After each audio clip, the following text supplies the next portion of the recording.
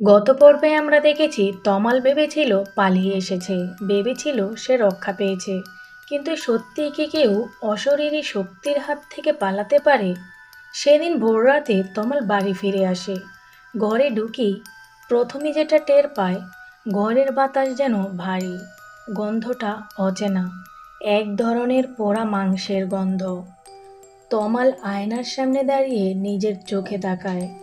পেছনে সে কার যেন ছায়া দেখতে পায়। সে ঘুরে তাকায়, কিন্তু কেউ নেই। বাথরুম থেকে জলের শব্দ। সে গিয়ে দেখে ট্যাপ খুলে গেছে।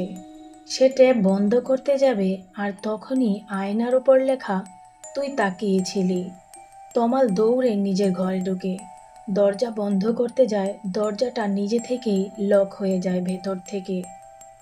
বাতি নিভে যায়, পুরো ঘর অন্ধকার। আলো আসে বিজলিতে, আর তাতেই দেখা যায় বিছানার কোণে বসে আছে একজন। সাদা জামা, ভিজে চুল, মুখ দেখা যাচ্ছে না। তমাল বলে, তুমি কে?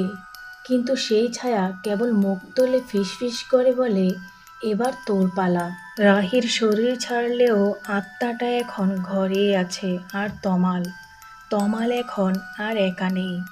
অন্ধকারে ঘরের কোণ থেকে বেরিয়ে আসে একটা মুখহীন ছায়া। তো বন্ধুরা, কেমন লাগলো আমাদের আজকের গল্পটি অবশ্যই কমেন্ট বক্সে কমেন্ট করে জানাবেন।